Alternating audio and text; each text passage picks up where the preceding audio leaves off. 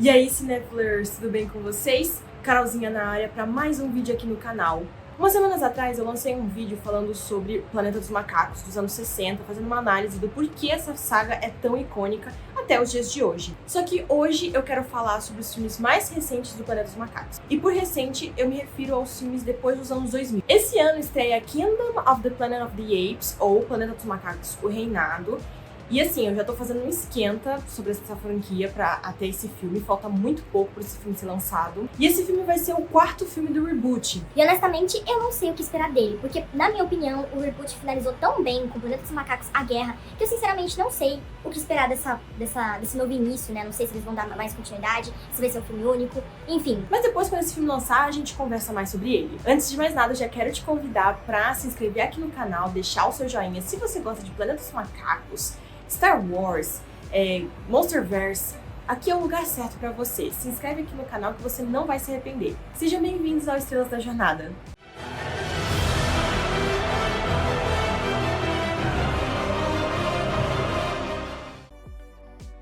Planeta dos Macacos é uma franquia que se manteve viva ao longo dos anos com animações e séries para TV, mas nos anos 2000 a saga voltou ao cinema, começando pelo filme do Tim Burton de 2001.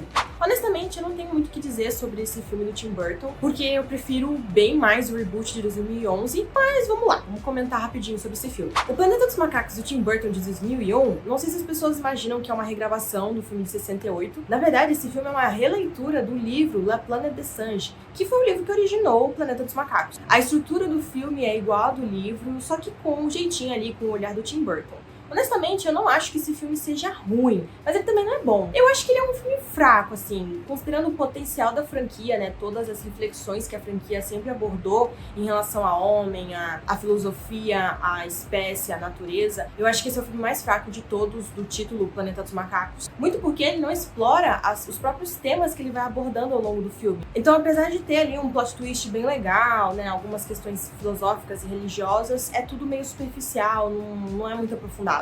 No ano para 2011, Planeta dos Macacos entrou em um novo capítulo, que é a era dos reboots. Gente, eu sou uma pessoa totalmente contra reboots. Eu não gosto de reboots, nunca gostei, acho chato.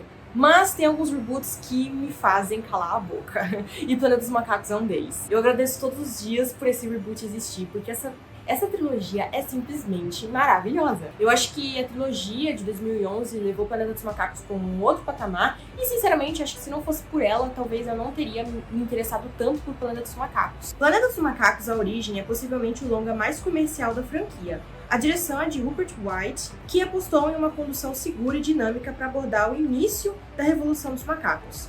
Apesar de gostar muito da maneira criativa e científica que deu início a essa revolução, onde um cientista desenvolve uma droga que supostamente cura o Alzheimer, porém só é eficiente em macacos, esse filme carrega umas conveniências que eu só ignoro porque eu sou fã mesmo. Afinal, gente, onde já se viu uma grande corporação farmacêutica não ter câmeras e, assim, ver que um funcionário está contaminado por algum vírus que está sendo testado dentro da corporação e não colocar ele de quarentena? Não tem lei, não tem legislação, não tem fiscalização, não tem nada ali? É claro, são coisas que a gente ignora porque a história precisa correr, mas assim... E eu entendo que esse filme dialoga com o público da época. Ele carrega características como, por exemplo, aquele personagem irresponsável que só pensa em lucro, um protagonista bondoso que faz a coisa errada pra um bem maior, a mocinha bonitinha que é só pra enfeitar o filme, e é claro, um filme mais apressado, com mais ação e mais cortes. Entretanto, porém, contudo, Planeta dos Macacos, a origem, é um blockbuster muito acima da média, na minha humilde opinião. Engraçado que a origem é o único filme da franquia que eu considero um blockbuster, porque de resto, eu acho que essa franquia funciona mais com filmes cult do que blockbuster, mas enfim. A primeira cena desse filme já é um espelho dos primórdios da franquia, que é quando o filme abre com os macacos sendo perseguidos por humanos e já deixa claro a pauta dessa nova visão, que é uma visão mais ecológica e filosófica, principalmente do que separa o homem do macaco. César começa como um filho órfão de uma mãe caçada e usada como experimento pela organização protagonista da queda da humanidade. Ele é criado por Will, interpretado por James Franco, e seu pai, portador de Alzheimer, interpretado por John Lithgow. À medida que César cresce, sua inteligência lhe traz uma semelhança assustadoramente humana. A questão é que César vai entrando em uma jornada existencialista sobre quem ele é, quem são os seus pais, qual é a função dele naquele espaço, por que ele não cresceu no meio de humanos e não junto dos seus, por que ele é tratado como um amigo e não como pet, mas ao mesmo tempo ele tem que sempre estar com uma coleira. Sabe quando você é criança e aos poucos você começa a se assustar que nada daquilo que os seus pais te passaram de fantasias e tal, nada daquilo é real e você começa a ver o mundo como ele realmente é? Pois é essa falta de pertencimento do César que faz ele enxergar o mundo humano como ele é e o papel dele nessa sociedade, principalmente pelo fato de que ele nunca vai ser um igual. E pra mim esse filme cresce muito quando o César tá junto dos seus, né, ele tá junto dos outros macacos e ele começa a entender o papel dele ali, porque diferente dos outros macacos, ele tem o poder do raciocínio. Então ele começa a entender que o papel dele ali é de que ele pode fazer mais. Ele pode liderar seu povo pra viver em uma realidade diferente. E eu acho engraçado que esse longa é o que tem as referências mais, assim, óbvias, digamos assim. Principalmente pela cena que nos antigos, o Cornelius conta que o primeiro macaco a se rebelar foi o que falou não contra um humano. E nesse filme, a primeira palavra do César é não contra um ser humano. A cena final onde Will e César se encontram é o exemplo perfeito quando falamos de construção de personagem. César já não vê Will como um pai ou um mestre, ele o vê como um igual. Agora, quando a gente fala de Planeta dos Macacos, o confronto e a guerra, a gente tá falando de uma unidade aqui. Os dois filmes foram dirigidos pelo Matt Reeves, que também é conhecido por dirigir o The Batman. E o que ele faz nesses dois filmes é absurdo. Aqui a gente embarca numa questão mais darwinista. O César tá tentando impedir uma guerra, só que, ao meu ver, é uma guerra que não tem... É uma guerra inevitável, não tem como impedir. Porque quando a gente fala sobre espécies, principalmente quando uma espécie se sente ameaçada por outra, que tem uma superioridade tanto física quanto mental, a luta por território e hegemonia é praticamente impossível de evitar. E é irônico que a proposta desse filme é totalmente contrária ao Batalha pelo Planeta dos Macacos, que veio com essa ideia de paz entre as espécies. Na sociedade símia, nós temos dois personagens opostos, que seriam o César, que busca por paz, e o Koba, que sofreu como cobaia de laboratório por anos em busca de vingança por toda a tortura que sofreu. E na sociedade humana a gente também tem dois opostos. O cara que quer se aproximar na tentativa de resolver tudo na conversa e o cara que é tipo pô, bum bum e é isso, vamos explodir o macaco com tudo. O confronto parte para uma narrativa mais visceral sobre o que separa o homem do macaco. Camadas vão se construindo, o César vai assumindo o papel dele de mártir, mesmo que ao longo do filme a gente questione os princípios dele. Porque, cara, nesse tipo de história, quando a gente pega as dores dos protagonistas, que no caso os protagonistas são macacos, é praticamente impossível a gente não consumir um ódio contra os seres humanos. E o personagem do Koba, ele é muito interessante porque ele carrega um ódio muito forte pelos seres humanos, um ódio que é compreensível por tudo que ele passou, só que ao mesmo tempo ele representa aquela camada de pessoas que carregam ódio por certos grupos sociais, se coloca, é como se ele colocasse todos os seres humanos em uma caixinha só e só precisa de um gatilho para poder tacar fogo nessa caixinha. E assim, honestamente, quantas vezes a gente já não viu esse tipo de pessoa na nossa sociedade? E é esse lado político que me ganha muito no reboot, essas diferenças entre símios e humanos, os preconceitos, o ódio. E assim como em A Origem, César também sente falta do seu lar e da sua figura paterna, tanto que é na sua antiga casa que ele encontra refúgio para se esconder. E é aí que tudo se explode e a guerra tá sancionada e o César passa 5 anos liderando uma luta, uma guerra contra seres humanos. A Guerra é um filme absurdo. Eu me lembro que na época que eu assisti, eu gostei tanto desse filme, eu torci tanto desse filme ser reconhecido, e assim, ele foi simplesmente esnobado na temporada de premiações.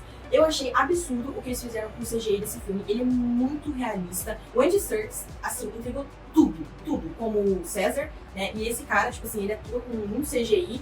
E, cara, o que eu achei mais bizarro nesse filme é nas cenas, assim, os macacos, eles são tão expressivos e eles têm umas expressões tão humanas que, assim, é praticamente impossível você não simpatizar com eles, você não ter empatia por eles. E as cenas que eles choram, cara, é tão detalhista que você fica... Eu acho esse filme simplesmente absurdo. E é nesse filme que a gente tem uma narrativa mais intimista, né? Principalmente em relação ao César.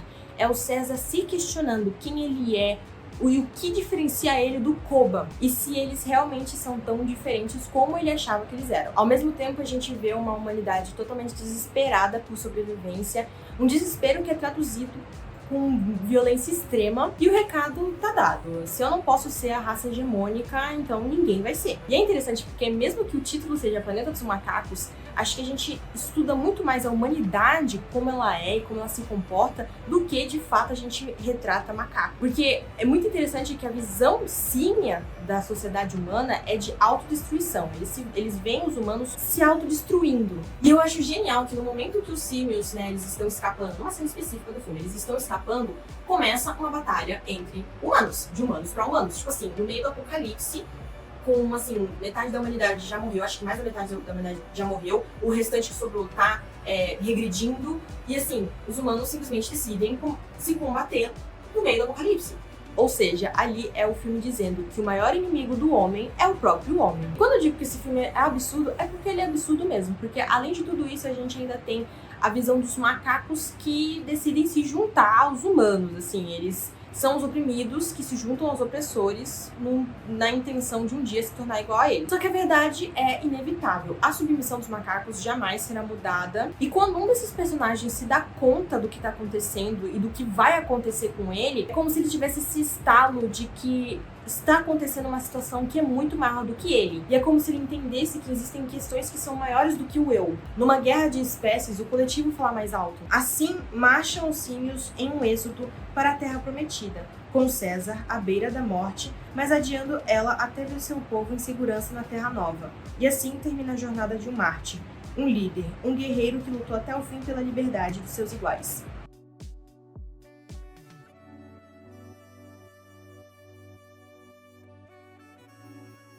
Falta muito pouco pro quarto filme do Planeta dos Macacos. E assim, eu não sei, eu tô num misto de ansiedade, de curiosidade, de medo também de me decepcionar. E assim, eu não sei o que esperar desse filme, porque eu tenho um ritual muito específico pra filmes que eu quero assistir.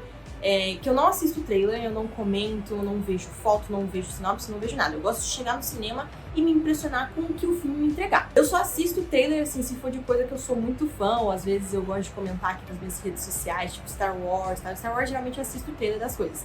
Mas quando é filme assim, que tipo, eu quero ir no cinema, eu quero me impressionar, eu não assisto nada. Enfim, tem esse ritual maluco. Mas uma coisa que eu fiquei pensando é que eu gostaria muito que esse filme trouxesse de volta o Cornelius, que é um personagem que é muito importante, muito icônico, foi muito importante pro filme antigo, é um personagem que apareceu pouco na trilogia, então, sei lá, eu acho que seria interessante que trouxessem ele de volta, enfim. Eu não sei se vocês se lembram quem é o Cornelius. O Cornelius, na trilogia nova, ele é filho do César, no antigo, o Cornelius é pai do César.